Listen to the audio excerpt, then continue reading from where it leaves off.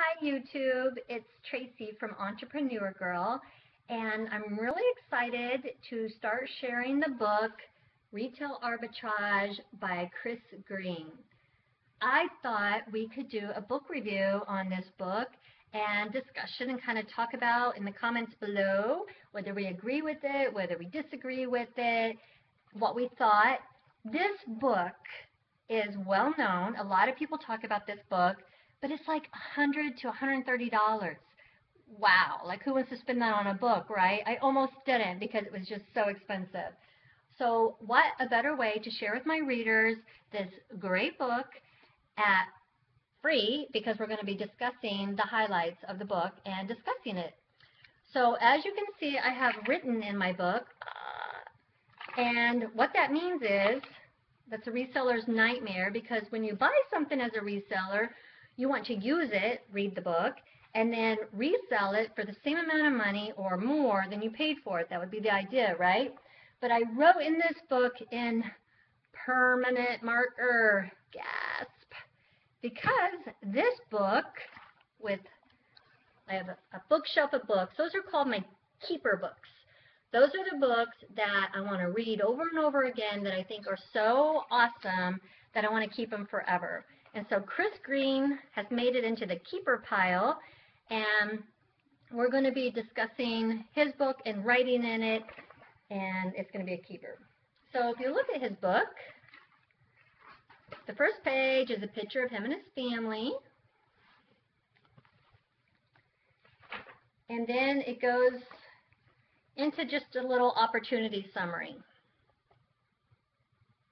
And what they're talking about here is that with the internet and eBay and Amazon and this international exposure now, that all of the barriers that used to exist have been shattered. That anyone, any person can create a business and compete against all the big people. So it's not just the big people dominating anymore. Anyone can dominate with just a little bit of knowledge and motivation and tools. And by tools, he means computer, internet, and smartphone, which most of us have. He says it's common to underestimate the real potential and the real money that you can make doing this. He's going to explain with this book an exhaustive look of everything from the startup all the way through completion. By the time you read this book, he's saying that you will really have a complete knowledge of arbitrage and retail. He's going to explain why behind everything. He's not just going to say to do something or not to do something, but he's going to tell you why, so that you understand, and instead of buying you a fish, he will in essence be teaching you how to fish. He gives some terminology: supply, demand, price points, profit margins, but he says that he'll explain them all later in the book, and that anyone, anywhere can build a side business or a large empire, and your only limit is your imagination. So arbitrage is the price difference between 2 points that you capitalize upon. And he says that with this knowledge, it's like the goggles. When you have the right information, it's like you have special goggles that allow you to see all the opportunities around you, while those without the information simply won't see it. So you'll start to see things differently. He suggests that you find a good certified public accountant that would steer you in the right direction with your finances, and they should be able to save you more money than they cost you. He also has a website, retailarbitrage.com, you can check out. And then we're on to the table of contents. There are 35 chapters in this book. There are several bonus information sections afterwards. What I thought we would do is we would take a couple of chapters every video, and I would hit all the high points on them. I would discuss them with you. Of course, my opinion would be intermingled, but I'll try to keep it just to the points of Chris Green as much as I can, and try to be just quick and to the point with the highlights. Of course, it's all my personal opinion, and I'm not affiliated with Chris Green or his book in any way. I just want to discuss it with you so you can utilize it in your business. I think that would be very beneficial to my viewers. So the first thing is the introduction. And this is basically his story. He started off as a kid trading hockey cards, and he would have a profit and learning the values of different players made different money. They had a different value.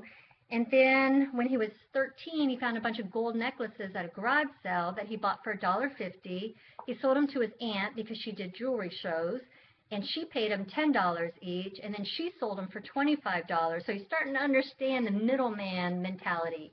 He made money, so he was happy. She made money, so she was happy. The people at the garage sale were happy. Everybody was happy. And then he goes on to talk about his college years, where the internet started coming into play around 1996, how eBay came into existence. And he loved Transformers, so he started selling Transformer videos on eBay, and that's how he paid his way through college, which is pretty cool. He got a degree in economics, of course, and then he started working at Home Depot and Lowe's.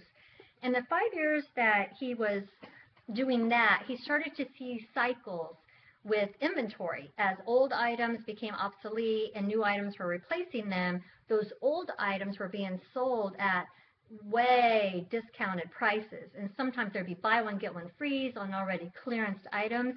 And he started to understand that these are ridiculous prices. And if I match these ridiculous prices with forums like eBay and Amazon, I could really benefit, have a business buying low and selling high.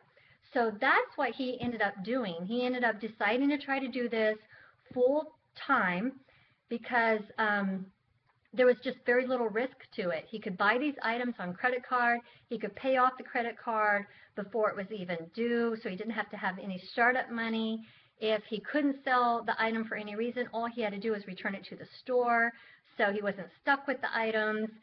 And that brought us to some numbers that he ran, which really kind of hit a nerve with me, so I want to share them with you. Okay, this is what he says. He says that at Home Depot, there we go, there would be a $300 item that would be on clearance for $100. So he could buy the item at $100 and he could sell it for $200. So he made $100 worth of profit for every item that he bought. He said that he could buy in one day 200 units, which made $20,000 in one day a year. And I thought, oh my gosh, I mean, this is one store, one item. How many stores are out there? Target, Walmart, how many items could you buy? Maybe not with a $100 price difference, but still the theory is amazing to me, that he could make $20,000 on one item in one day at one store. So I just had to draw that out to emphasize that point. So because he was doing this, he got into it full time. He quit his job. And his only limitations really was space and time, because with eBay, you have to store your own inventory in your garage, and once that space runs out, it becomes kind of problematic. And time, because the more you list, the more you sell, so you have to be able to have the time to list. So another point that kind of bothered him was eBay would just shut down if he wasn't present. So if he wanted to go on vacation, or if he got sick, or if he wasn't around for any reason, the whole process shut down and he didn't make any money. Where that entered FBA, because on Amazon FBA, you send your inventory off and then you can take a vacation and your products are still selling via Amazon, because they're shipping and they're handling all the customer service and everything. So FBA started into him, and now he's 100% FBA today. And the only problems he ran into then were really speed, just efficiency issues. So he worked with a fellow, and they came up with FBA Power, which today I try to Google that, and it's actually called Scan Power. And it looks exactly the same as Profit Bandit to me. I could be wrong. You can let me know. But I have Profit Bandit. That's what I use. It's on my phone. It's an app that costs $14 a year, and or one time fee, $14 just to download the app. So Scan Power looks exactly the same. You can let me know what you think. Then they made FBA Scout, and then he wrote a book, and he's still teaching others. He had some personal contact information in the book, which I thought was really cool, because who does that? He gave his personal phone number and email. I tried to email him, and it just got bounced back to me, and I tried to text his phone, and no one ever answered. So I don't even know if these exist any longer, or if this is just from 2011, which I think is the copyright of the book. So that was the whole beginning part. Now we're on chapter 1, and chapter 1 is really short and sweet. He's just talking about what is retail arbitrage. And basically, to save you that chapter, it boils down to it's the practice of taking advantage of a difference in price, between two or more markets. So you're buying something low on one market and you're selling it high on another market. And that's called resale. People that do it are called resellers. And you're basically just following supply and demand. There's a supply, and the demand. If the demand is high, you're going to get a higher dollar for your item. If the demand is low, you're going to get a lower dollar. This book, for example, it's $100 to buy because there's a high demand and low supply, so they can ask more money for it. They don't have to sell it for $5. And that's really all he talks about. He mentions market conditions and profits, but he doesn't go into detail. He just says he's going to talk about it later in the book. So the whole first chapter was just defining retail arbitrage, which is to buy low and sell high, and is to take advantage of the difference between two price points. So chapter 2. The whole chapter is based on Amazon versus eBay. And he says that Amazon and eBay are two methods to display products for a buyer to buy. It's up to the buyer to make sure what they are looking for is accurate on eBay, because as you know, on eBay we have to create a page for every listing. And I can have an item that's kind of new, but it's missing a piece, and I put it in the description in real small print, but it's your responsibility to read it all and make sure that you're being protected. And that's kind of a bad thing for a buyer, because they always feel like they have to be on the lookout for what they're buying. Whereas on Amazon, you have one product page. The seller has to make sure that their item matches that product page exactly. The seller doesn't have to worry about that. They just click on it. They know they're getting the item. The only thing they have to look at are all the different prices listed on the page. So he talks about if all the differences for the products on Amazon is price, is that the only way to distinguish yourself as a seller on Amazon is your price point, being the lowest price. And he doesn't suggest being the lowest price. He says that's one way. You get the lower price, you get more visibility, but there are lots of other ways, and that is feedback. If you have good feedback, even though feedback's not as important on Amazon as it is on eBay, because it's really important on there. Your product description, a buyer will have better confidence in your item if you've taken the time to write a really, professional looking, complete, accurate description of your item. In your return policy, Amazon makes sure that all of their sellers have a basic return policy. So if your return policy is even better, you can distinguish yourself in that way too. Then FBA, which is fulfilled by Amazon, because you can sell on Amazon being a merchant, or you can sell being FBA. And if you are an FBA seller, you get access to the free shipping, you get access to the Prime members, and basically the millions of dollars that Amazon has put forth into all of their systems, your inventory gets the same treatment as the Amazon inventory. So you get all the same benefits and perks. So that's pretty powerful stuff. Now he compares listing on each site. He says when you list on Amazon, it's pretty easy. It's just a few clicks. all the stuff is spelled out for you. You just have to click in your quantity. You have to click in how much you have, how much you're selling it for, and you're done. Whereas on eBay, you have to create a product page for every single item that you have. You have to do the titles. You have to take all the photos, and it takes a lot more time. Different items sell differently on each forum.